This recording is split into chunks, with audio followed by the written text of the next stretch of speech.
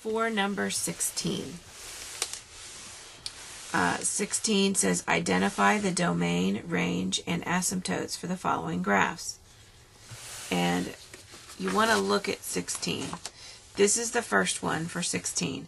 The domain here, if you look at it, you'll see that here we have all real numbers except this one right in the middle, which is where x equals 0. The range, again, is all real numbers except for the y value that's right in the middle, which is where y equals 0, is not included. So my domain is all real except x equals 0. And then the range is all real except y equals 0. Now, the domain and range for these rational expressions is always all real numbers except for where x equals one number and y equals one number. Those numbers are the asymptotes. So really what I did was when I looked at it the first time, I said, well, there's a line going down here. There's a line going across here. Those are my asymptotes. So these two values are my asymptotes. So I have x equals 0 is one asymptote and y equals 0. And you'll see that. You'll always have domain, all real numbers except where x equals the asymptote, and all reals except where y equals the asymptote. And the asymptote is always the imaginary line that these two curves come really, really close to but never actually touch. 18 would be the same, and I'm going to use a highlighter, and I'm going to look at my two lines, and it looks like right down the middle here is where I have 4, and then I have another line that makes a plus sign between these two, between the two curves. So that tells me for this problem, for problem 18, I have, I'm going to do my asymptotes first on this one, because I think it's a little bit easier to do it that way. So I know this is where x equals 4 and where y equals 0. Remember, x equals 4 is the vertical line, y equals 0 is the horizontal line, because it's 4 right there. And then the domain, I'm going to follow the same pattern. The domain is all real except where x equals 4. And then the range is all real except where y equals 0. Okay, so domain, and use these, you notice they match. Okay, and the zeros match as well. It'll always work out that way for these particular type of problems. For number 20, sketch the following functions, state the transformations. And on this problem, it says f of x equals 1 over x minus 4. So first I'm gonna state the transformations. F of x, this is 20, equals 1 over x minus 4. So I look at it and I say, okay, this is 1 over x, so that's going to be my curve that kind of goes like that. This minus 4 is an h, so this means it's going to go left. Oh, not left, does the opposite. It's going to go right 4. So it goes right 4. So when I graph it, the first thing I want to do is I'm going to go right 4. 1, 2, 3, 4.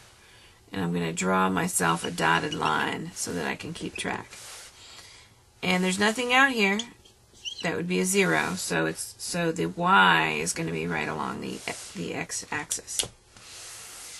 Then I say, okay, I've got my lines. There's no negative, so it doesn't flip. So I just draw a curve that goes like this. You won't have to draw these on the test, but you will have to recognize there'll be one probably going left 4, probably one going up 4, one going down 4. So you need to know what that for, how that for works, and to be able to graph it and recognize it for the test. So for 22, it says solve. And these don't make these solving problems more difficult than they are. They give you the equation, but then they give you the graph. So on number 22,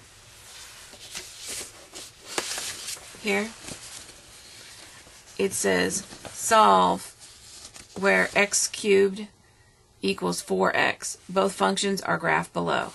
All you got to do is look at your function and say, well, these two lines intersect here and here. And draw a big dot there. Then I know that this x value, not y value, x value is 0.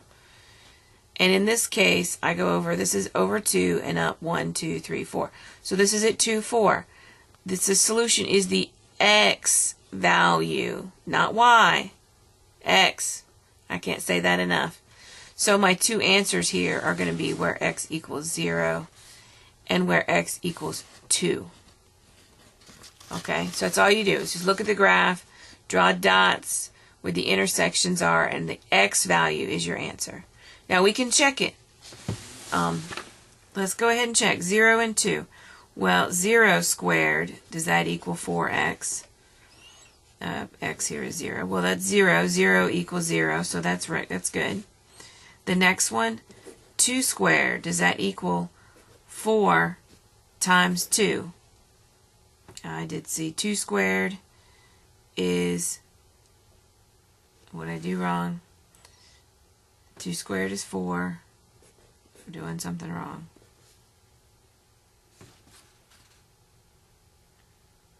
One, 2. 2 squared is 4. 1, 2, 3, 4. That's not the right line. Okay. This function right here is not actually this line. So ask if you get, because this says 4 equals 8, which means it's not a solution. But this graph is actually 1, 2, 3, 4. This is actually the graph of 2x. Okay, so there's a typo on here. This should be, if you check it, this should be 2x. So that would make it, when you do it that way, you get 0 equals 2. Sorry, I'm doing the second one. 2 squared equals 2 times 2. So that would be 4 equals 4.